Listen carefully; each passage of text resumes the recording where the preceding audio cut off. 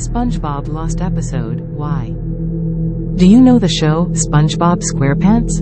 It's an animated sitcom with the main protagonist being SpongeBob SquarePants himself. I've discovered some strange episode that I still regret finding to this day. It was a peaceful night when a friend of mine gave me a DVD. "It's SpongeBob," he said. It was 10 p.m. at the time, 30 minutes past my usual bedtime. I wasn't sure about the DVD, but I went home and slept. When I woke up, I picked up the DVD and walked into the living room. I placed it in the DVD player, and it played. The intro played, then it went to the title card. It had the same background as Sandy's Rocket, for some reason. The starting credits played before the first bubble transition of the episode. However, something strange I noticed is that Steven Hillenburg's name was misspelled as Steven Hillenburg, and some credits were missing. At the last screen before the transition, there was a name I didn't recognize, Tyler Jones. It started with a shot of the Krusty Krab.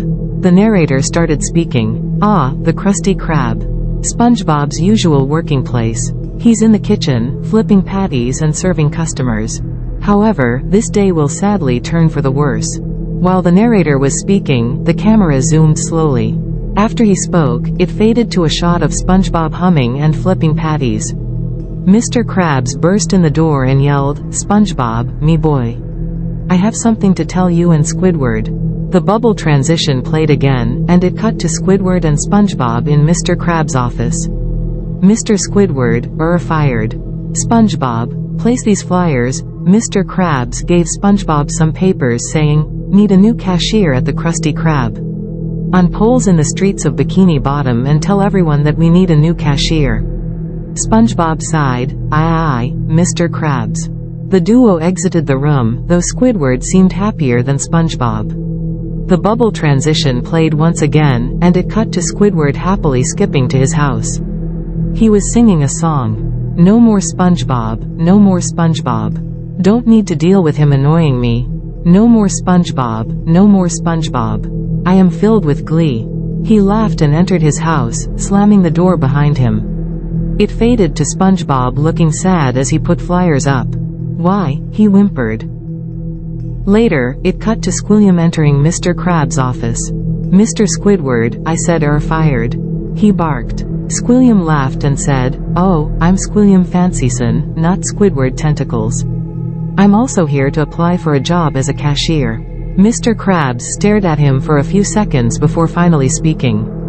Hired." The bubble transition played for the last time, and it cut to SpongeBob standing at the grill, which seemed to be turned off.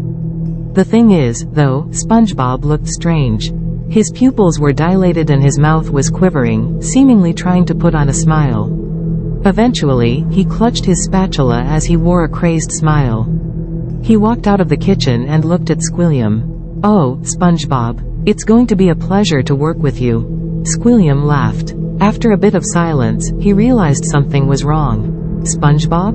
Why?" SpongeBob asked. "Why? What? Why would you replace Squidward?" As SpongeBob lunged at Squilliam, the screen cut to Mr. Krabs counting money. Eventually, Squilliam's screams were heard. Mr. Krabs ran out of the door and managed to yell, "What the barnacles?" before he stopped and shrieked. The camera cut to Squilliam rocking himself back and forth with cuts and bruises all over his body, while repeating, "Why?" softly. "SpongeBob, what the halibut is wrong with you, boy?" Mr. Krabs barked as SpongeBob looked at him with that god-awful stare. "You replaced Squidward." The crazed sponge replied with a voice that seemed like Tom Kenny himself was just shouting the line. SpongeBob then lunged at Mr. Krabs, and the episode cut to a footage of a real-life crab being crushed with its own claw with Mr. Krabs' screams mixed into the scene. SpongeBob laughed insanely in the background and asked, "Why did he replace my good ol' Squidward?" The screen faded to black. The end credits played. I assume that Squilliam survived, while Mr. Krabs died. Although I regret finding and watching the episode, I still can't help but to think that there was some sort of satirical means behind it. A crab video being placed at the end of the episode. The poorly drawn cuts and bruises on Squilliam. Somehow, I think this was all just a sick joke played by the executives at Nickelodeon. Almost immediately, I jump onto my computer and describe the episode 1C in an email directed at Nickelodeon. I later get a response, but it's not what I expected. Dear Nicholas, I'm sorry you had to see that episode. This episode was made as a morbid joke by one of our animators, Tyler Jones. He has recently been let go and, as far as I've heard, he's being investigated by authorities. I haven't heard anything else about him as of recently. I don't really have much of an explanation for Jones' actions. All I can say is that from the days leading up to his termination from Nickelodeon, he has been acting suspiciously. He was always joking about sensitive topics such as suicide and murder. He was even quoted as of saying, "Wouldn't it be funny if a mass shooter just barged in here and killed us all?" After terminating his employment, I've received death threats from Jones, and he even sent some of his wife's remains to Nickelodeon Studios. I'm still shaken up by it to this day. I hope Jones gets brought to justice if he hasn't already, and I wish you a speedy recovery from the events you've experienced. Yours truly, Brian Robbins, president of Nickelodeon. I was shocked. No wonder I didn't recognize Tyler's name in the credits. Now that I know the whole truth about why that God-forsaken disc was made, I can rest easy.